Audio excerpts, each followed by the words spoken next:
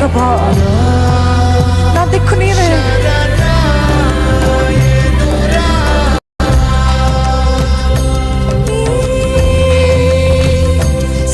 రక్షించబడిన వ్యక్తి పాపము వలన వస్తున్న జీతమైన మరణాన్ని తప్పించుకుంటున్నావు, నిత్య జీవాన్ని పొందుకుంటున్నావు.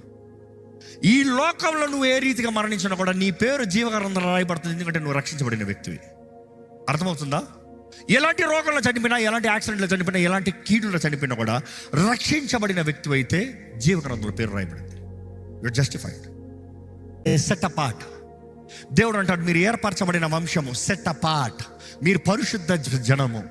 నేను పరిశుద్ధుడు కాబట్టి మీరు పరిశుద్ధులై ఉండాలి, విచ్ మీన్స్ సెట్ అపార్ట్. అంటే నీకు లోకానికి ఒక లైన్ ఉంది, ఈ లైన్ దాటకూడదు. ఈ లైన్ దాటినప్పుడు యూఆర్ కాన్సిక్రేటెడ్, వీరు నా సొత్తు. ఈరోజు మీ లైఫ్లో మీరు రక్షించబడ్డారేమో, కాన్సిక్రేషన్ లేకపోతే మాత్రం పవర్ ఆఫ్ సిన్ ఇంకా నీ మీద ఉంటుంది. ట్యూన్ చేయడానికి సాతాను తలకాయని చెతగొట్టాడు, మరణపు ముళ్ళని వెరగొట్టాడు. ప్రకటన గ్రంథం 1:18 చూస్తే, ఓ మరణమా నీ విజయం ఎక్కడ, ఓ మరణమా నీ ముళ్ళు ఎక్కడ? యేసుప్రభు అడిగే విధానం చూస్తే చాలా సర్కాసం కనబడుతుంది. ఎవరే ఎక్కడరా నువ్వు, ఏ అంత ఎగురో ఏది నీ అధికారం, ఏది నీ ముళ్ళేది?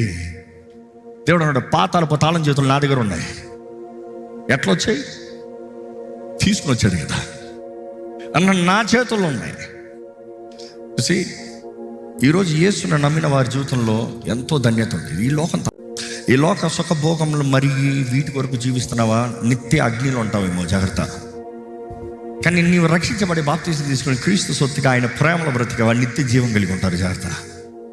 ఏది కావాలో కోరుకోవాలి. It's choice. బైబిల్ చూస్తే ఇదిగో జీవం, ఇదిగో మరణం, ఇదిగో ఆశీర్వాదం, ఇదిగో శాపం, ఏది కావాలో కోరుకో. బైబిల్లో దేవుడు క్లియర్గా చెప్తున్నాడు, ఎవరిని ఫోర్స్ చేయడు దేవుడు. లేదు, ఎలాంటి వారిని మార్చడానికి దేవుడు ఆశ కలిగి ఉన్నాడు, ఎలాంటి వారిని మార్చబడటానికి దీవెన అవకాశం ఉంది. ఈరోజు ఆయన కృపలో మనం జీవించినట్లయితే మన జీవితాలను నిజంగా మార్చబడుతుంది. ఈ